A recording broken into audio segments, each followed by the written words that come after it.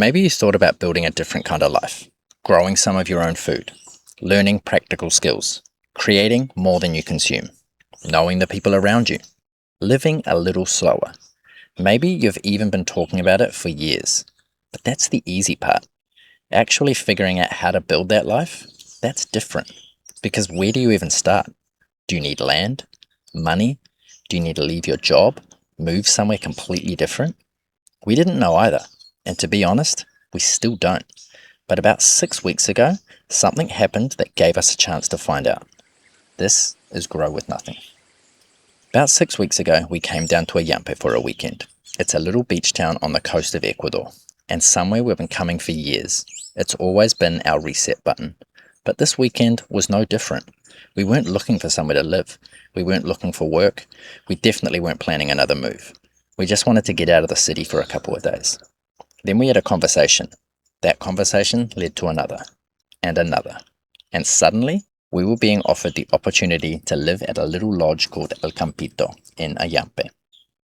The place we've been talking about maybe moving to, one day. Now, one day was sitting right in front of us. The weird thing was, we weren't unhappy. We'd spent the last year living in Manta, and Manta had been really good to us. We had a nice house, a garden, our daughter Sol had her school. We had family around, friends, our routines. Life was comfortable. And maybe that's what made the decision harder, because you don't always change your life because something is wrong. Sometimes everything is fine, but you keep wondering, is this where we want to be 5 years from now, 10 years from now? And whenever Belén and I had that conversation, the life we imagined looked a little different. Not bigger, not more expensive. If anything, it looked simpler.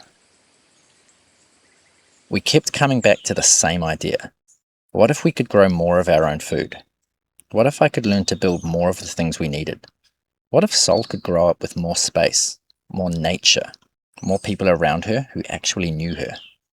What if we could depend a little less on buying solutions and get better at creating them ourselves?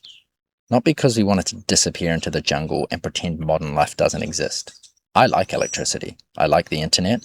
I really fucking like coffee. This isn't about rejecting convenience. It's about asking whether we've traded too much capability to get it. And we've been talking about that for years. We just didn't really know where to begin. Until this happened. So we did something we've become surprisingly good at. We packed up our life, again, and moved. Now we live in a tiny cabin at El Campito. Belén is working at the restaurant and helping shape the business and brand. I'm taking on a slightly different challenge. There's a kitchen garden here that needs some love. There's food waste that could become compost. There are spaces that could work better. Things that need building, things that need fixing, and probably a whole lot of problems we haven't discovered yet, which is kind of perfect. Because instead of sitting around talking about this life anymore, we've got somewhere to actually start building it. And that's really what this next chapter of Grow With Nothing is about. Definitely not watching us live some supposedly perfect life on the beach. We're going to use this opportunity to test an idea. Can we become more capable without making life more complicated? Can we grow more of what we eat? Can we turn waste into something useful? Can we build things instead of immediately buying them? Can we create systems that make everyday life much simpler? Can we learn from the people around us? And can doing these things actually make life better? I don't know. That's the experiment. The funny thing is, we've only been here for a week, and we've already started. Our cabin had a tiny kitchen that didn't really work for us, so we started changing it. The kitchen garden has 8 huge beds, but instead of trying to tackle everything at once, we've started a little nursery. We've planted the first seeds. We've started collecting our food scraps, and I've already built our first compost system. Actually, I built that one twice. We've put up a washing line, built little bits of storage from scraps, cleared paths, started learning the property, and probably more importantly, started meeting the people who actually understand this place far better than we do. None of it is revolutionary. That's kind of the point. They're small things, but small things start adding up. Maybe the life you're imagining looks nothing like ours. Maybe you don't want to move to a little town in Ecuador.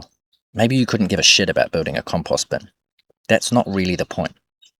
Maybe your version starts on a balcony, in a tiny kitchen, learning to cook something you've always bought, fixing something you'd probably replace, growing your first tomato, learning one practical skill, getting to know the people living around you. Maybe building a different life doesn't begin with changing everything. Maybe it begins with becoming slightly more capable with what you already have. And that's what we're going to find out. We'll get things wrong. Some projects will probably fail. We'll change our minds. We'll learn from people who actually know more than we do. And hopefully, we'll leave this place a little better than when we found it. We've spent years talking about creating more than we consume. Now it's time to see what that actually looks like. Let's see what we can build. This is Grow With Nothing.